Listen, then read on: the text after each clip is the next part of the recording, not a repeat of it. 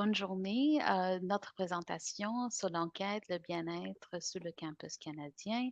Je suis Lina Di Genova de l'Université McGill et nous sommes situés sur le territoire des nations Haudenosaunee et Anishinaabe.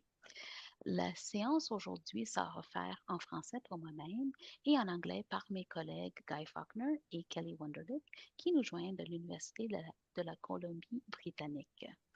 Notre session aujourd'hui sera interactive. Nous voulons invitons à vous présenter dans le chat et n'hésitez pas à poser des questions à la session, à la fin, questions-réponses, qui soit en anglais ou en français. Donc, on va commencer par le petit sondage. Sandia, est-ce que si vous pouvez ajouter le lien dans le chat, ce serait vraiment apprécié. Donc, notre première question pour vous, c'est euh, dans quelle mesure euh, connaissez-vous l'enquête sur le bien-être des campus canadiens? Excellent. Ah, il y en a plusieurs qui c'est tout nouveau, 85%. Et juste une autre seconde. Et donc, voilà, voici les résultats. Nous avons 14% qui est pour eux, c'est vraiment, ils ont déjà participé, 20% et 80% que c'est nouveau. Donc, merci pour la participation. En tant que directrice d'évaluation, on me demande souvent pourquoi c'est important de mener des enquêtes auprès de la population ou ce qu'on appelle en santé publique les enquêtes de surveillance. Je vais vous raconter une histoire de ma toute première année de travail au service aux étudiants. C'était en 2010 et à ce moment-là, on ne parlait pas assez ouvertement de la santé mentale des étudiants. Je me souviens d'une conversation avec le directeur du service de soutien psychologique à l'époque qui m'a dit, je sais qu'il y a plusieurs étudiants ou plus nombreux d'étudiants qui s'adressent au service. Je sais aussi que les cas des étudiants sont plus complexes.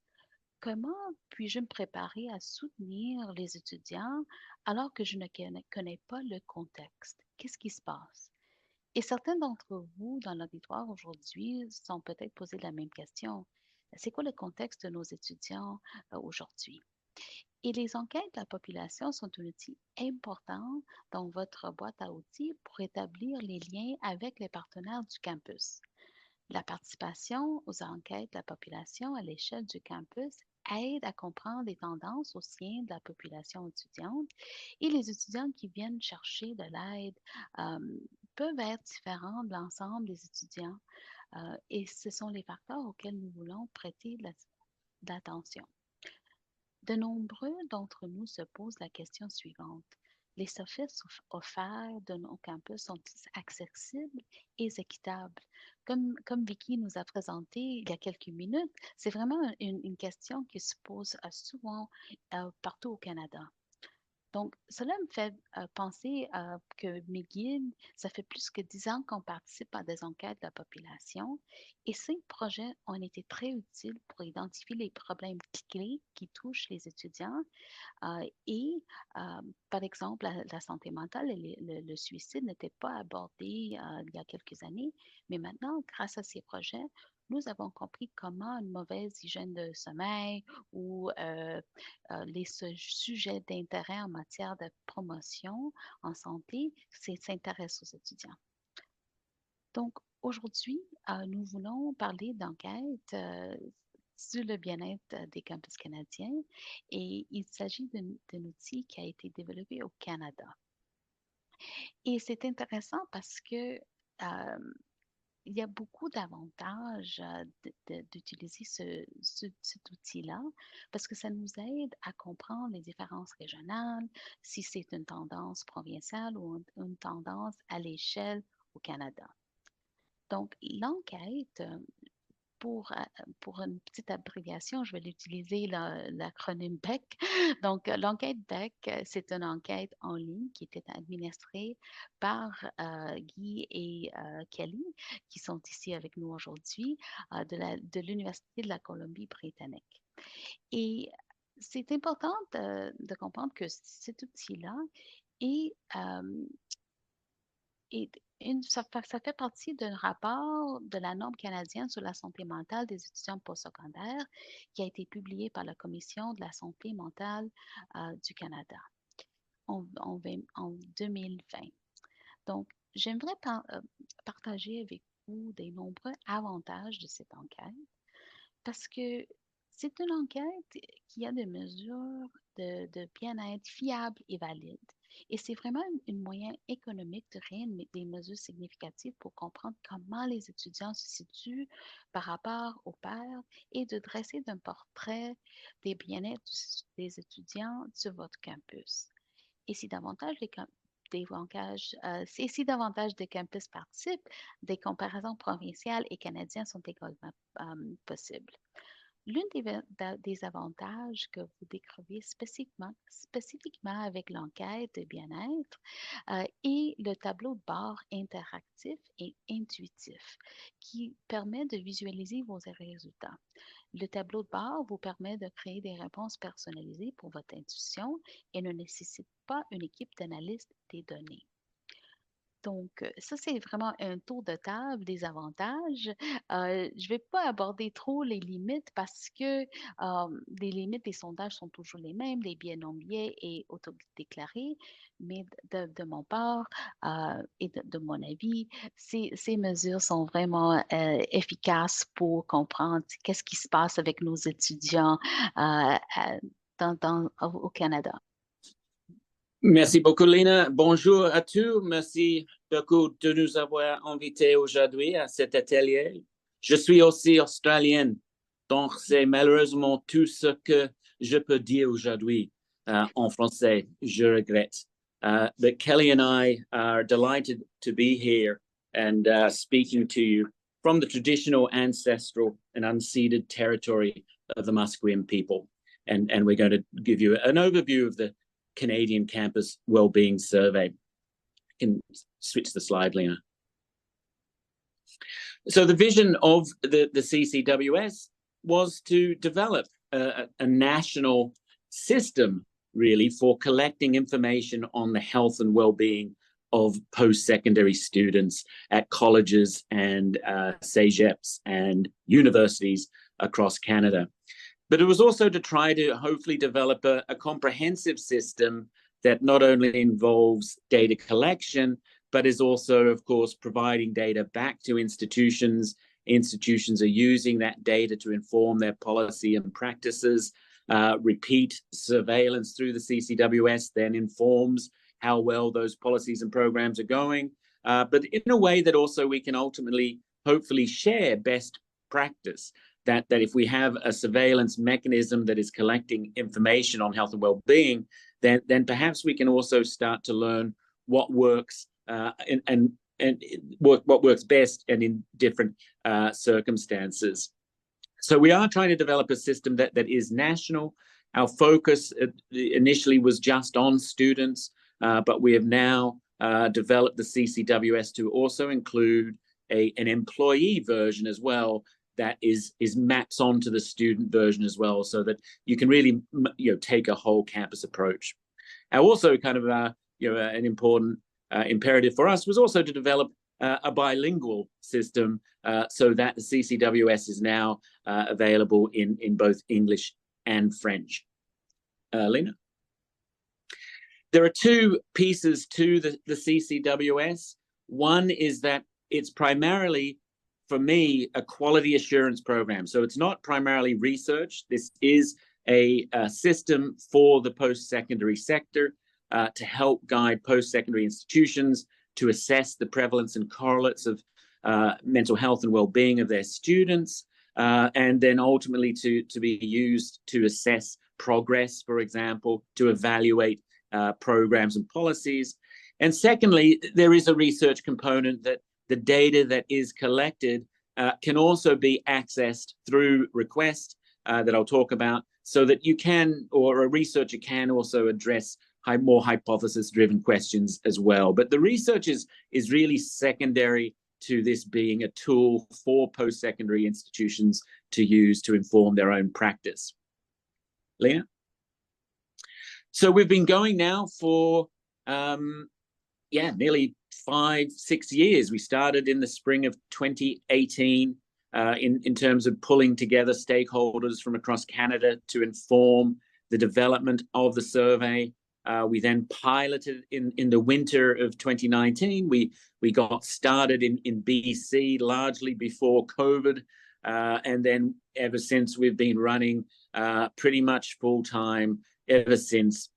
In different provinces and different cohorts have been choosing to participate, either at a provincial level, for example, or institutions individually participating as well. So we've just wrapped up cohorts in Alberta and Nova Scotia, and we're now planning for the next academic year's cycle. So we've had at least over, I think now, 70 institutions participate. Over 100,000 students have completed the survey, and we're certainly kind of, we feel that we are fairly well acclimatized amongst the Canadian post-secondary sector, at least in outside of Quebec. Lena. So the survey itself, there is a student level survey. So it's very much like, you may be familiar with the NCHA, the National College Health Assessment Tool. So of course the CCWS really was developed to be a Canadian alternative to that was much more aligned with Canadian population measures and Canadian priorities. But these are the core domains that the survey is assessing: flourishing and resilience, the campus climate, student experience, typical measures of psychological distress, health service utilization. So some of the questions that we just saw in the first presentation: information about physical health behaviors, sexual health behaviors, substance use, food security, and of course demographic questions. And institutions can also add more institution-specific questions to the core survey that reflect their own priorities. And also the CCWS is slowly developing where institutions can choose to add modules to this core module. And we have 2 at the moment: eco-anxiety and another one on housing security. So there are other kind of surveys or domains that I think will be developed that institutions can add to the core survey. Thanks, Lena. As mentioned, we kind of provide, when institutions participate, we provide raw data back that has been collected. We provide a range of kind of more traditional PDF reports, but we primarily rely on Tableau for providing an interactive dashboard for institutions to work with the data. And we found that this has been particularly helpful for institutions, smaller institutions that don't necessarily have data analysts. Then we feel that Tableau is a fairly user-friendly way to work with data. And just to give you an example, on the next slide, Lena, is an example of what the kind of interface looks like. So this is information using the psychological distress, the Kessler psychological distress scale, which is 10 items, where you can see the responses to each item. But then on the right-hand side, you've also got a range of filters so that it easily allows you to manipulate the data to examine, for example, an interest in international students, or you're interested in comparing domestic versus international, or focusing on Indigenous students, for example. So it provides the data, comes back to you in this format, as well as a raw file. User-friendly, broken down into the different domains that I mentioned, and you can then look at it through different filters. We also, on the next slide, what we provide in the survey is that you have at least 2 comparative benchmarks that you can compare to. So you have your own data, but you can also choose to compare your data to, I'd like to see compare my institution to all the other rural colleges in Canada, or I'd like to compare my data to the U15 institutions.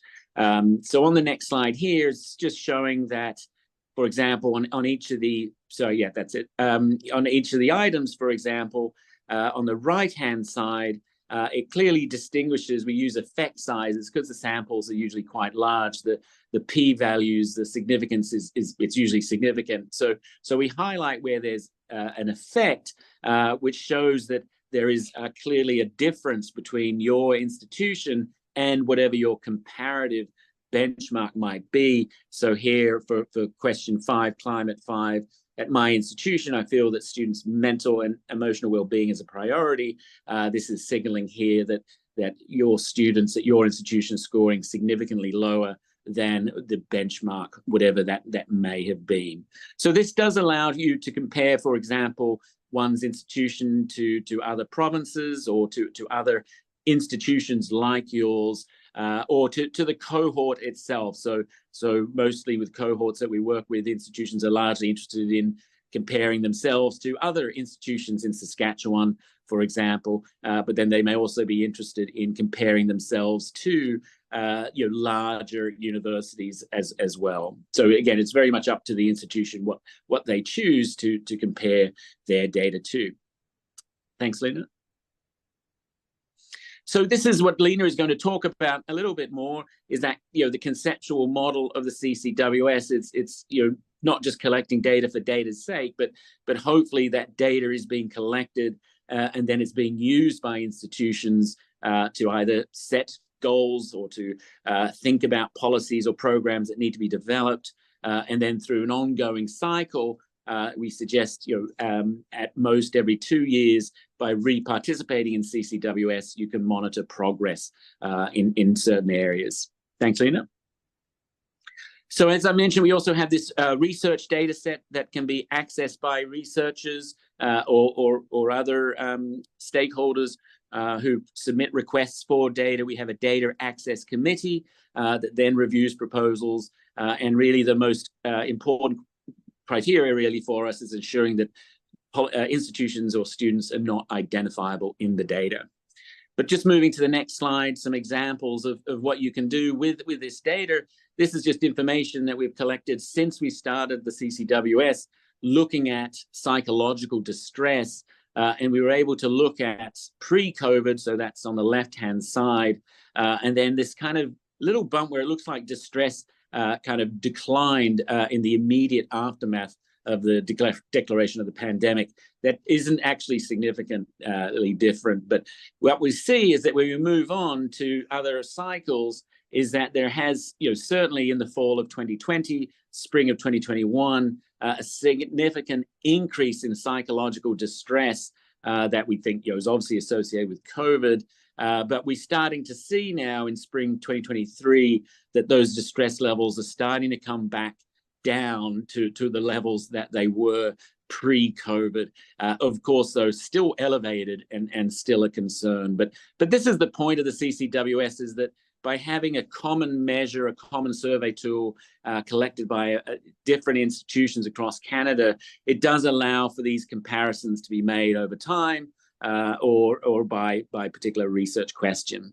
The next slide is just showing some examples of institutional comparisons that can be done. We're interested in how the institution kind of is related to some of these student level factors.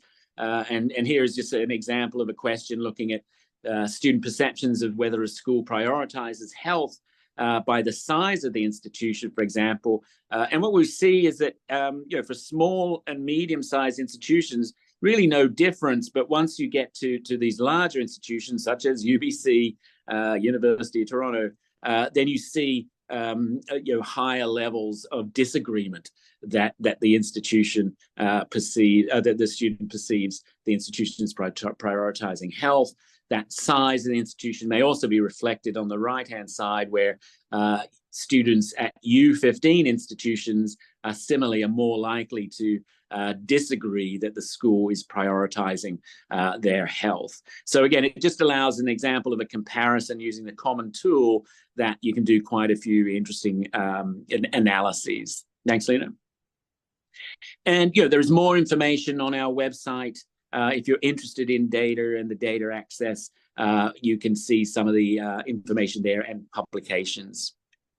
And just a final kind of slide from me, where we're at the moment is we're really looking to refine our processes. We're trying to make our data collection and the onboarding for institutions more efficient. We're certainly interested in expanding use of the employee survey, and certainly looking at how we can enhance and support any Francophone interest and participation. Long term, we're interested in looking at how do we link data to best practice.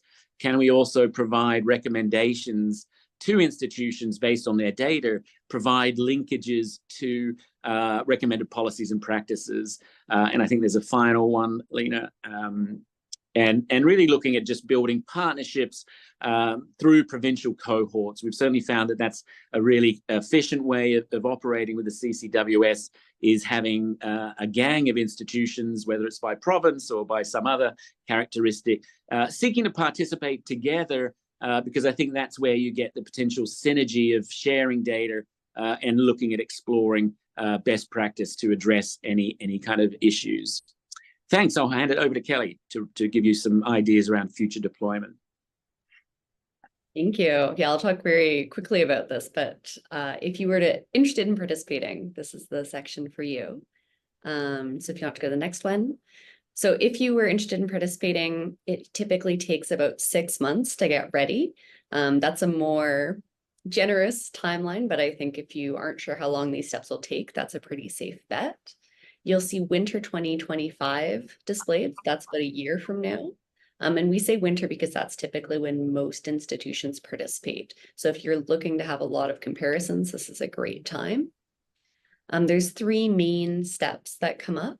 The first is ethics documentation and signing a service agreement. So we recommend you start that around June, and then aim to have those completed so that you're well ahead of schedule by the end of October. After that, the final stage is the implementation checklist, which is essentially when you tell us what you would like your survey to look like, and that's due at least 2 weeks prior to when you'd like to collect data.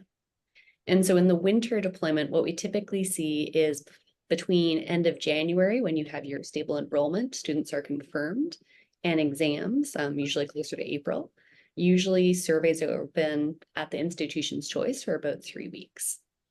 So once we follow this timeline, by the summer, we will be sending deliverables to you. Next slide, please. So just quickly, again, as Guy mentioned, there is a bit of a research component. So any institution participating would have to send us some type of ethics documentation. It may not be required if it's considered quality assurance, or you might have to go through a review, or if you're a smaller institution and don't have an ethics board, we'll also accept a letter. So that's just that piece to cover. And then the last one that I wanted to talk about is how we deploy the survey. So we use the UBC survey tool, which is through Qualtrics, if you're familiar.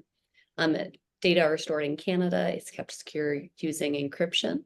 So that's the tool that we use. And then you can choose to either have us send out the emails to invite students on your behalf, so a proxy mail out, or you're welcome to send out the emails yourself, self-managed. And in both cases, we won't have any identifying information for students, so their name or their actual email addresses. So a couple options depending on what works well for you. And I think that's it for me. There's some contact info there if you'd like to reach out. And back to Lena. Thank you. Great. Thank you, Guy. Thank you, Kelly. Donc, je vais vous présenter quelques exemples de l'Université McGill. Donc, nous avons participé au sondage en janvier 2023 et une invitation par courriel et 3 messages rappels ont été envoyés aux étudiants. Et notre échantillon était un échantillon aléatoire à 10 500 étudiants. Donc, pour nous, à McGill, nous avons plusieurs sondages. Donc, nous avons choisi cette méthodologie-là et notre taux de réponse était 11%.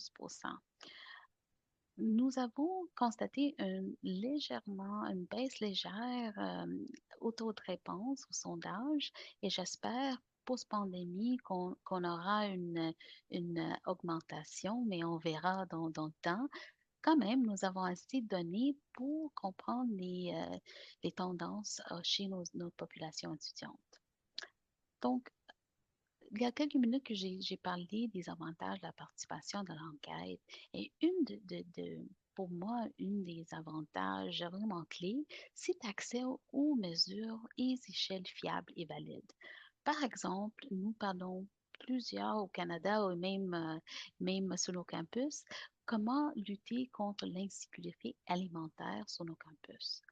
Et bien sûr, c'est un impact sur nos étudiants parce que souvent, ils n'ont pas les moyens financiers. Donc, avec le BEC, avec cette enquête ici, l'insécurité alimentaire, nous avons utilisé l'échelle de département d'agriculture des États-Unis. Et dans cette échelle que vous voyez les items dans cette diapositive, c'est vraiment pratique parce que nous examinons la sécurité alimentaire de point de vue qui a fait l'objet de recherches approfondies. Donc, sous l'angle de repas équilibrés, la réduction des tailles de repas, de sauter des repas, etc. Donc, ça, c'est très pratique parce que c'est vraiment utile pour comprendre sur le campus et de faire des comparaisons.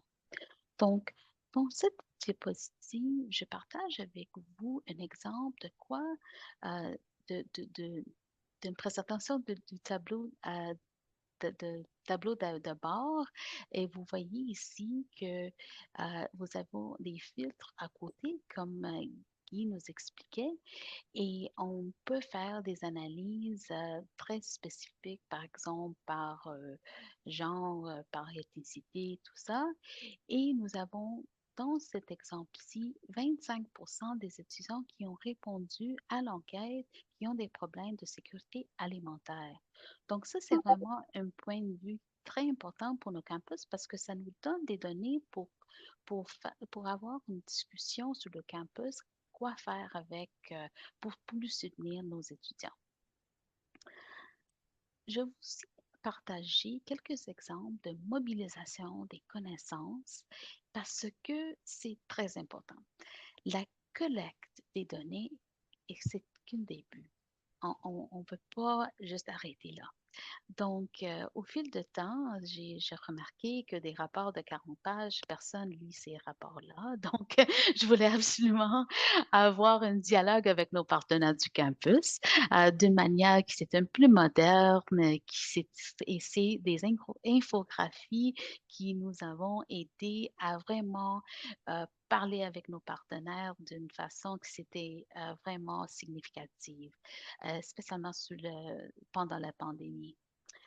Donc, voici un exemple que nous avons choisi avec cette enquête-là, parce que avec cette enquête, nous avons décidé de créer des infographies pour deux populations clés, la population de premier cycle et la population des cycles supérieurs. Parce qu'à McGill, 30% de nos étudiants sont des cycles supérieurs et c'est important de comprendre pour eux c'est quoi les facteurs et qu'est-ce qui se passe dans leur vie quotidienne. Donc, voici un exemple, par exemple, du bien-être santé mentale et de la résilience. Et nous avons des côtés de premier cycle et des cycles supérieurs. Nous voyons ici que trois quarts des étudiants disent que leur capacité à faire face aux exigences quotidiennes de la vie et environ 2 tiers se disent confiantes en leur capacité de faire face à des problèmes étendus et difficiles.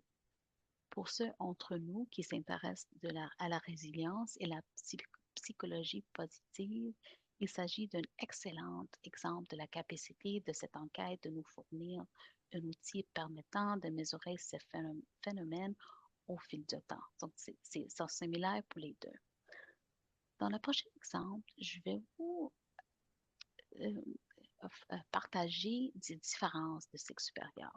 Donc, ici, pour le premier cycle, 39% des étudiants nous disent qu'il y a de la difficulté avec la charge de travail académique, 23% avec la performance académique et 25% avec les pressions financières et obligations de travail. Et voilà pour les résultats des cycles supérieurs. Ce n'est pas les mêmes. 23%, oui, la charge de travail, c'est très difficile. mais 23% des problèmes personnels et familiaux et 44% pression financière et obligations de travail. Ça, c'est vraiment significatif. Et c'est pour laquelle nous avons décidé de présenter ces résultats-là parce qu'on voulait vraiment avoir des discussions et mettre en place des mesures pour soutenir des sous-populations de nos étudiants. Et nous voyons que les étudiants de cycle supérieur ils n'aiment pas vraiment notre promotion, mais ils savent où aller chercher de l'aide. Et je vous laisse la parole, Sandia, pour les questions. Et s'il y a des questions, merci beaucoup tout le monde.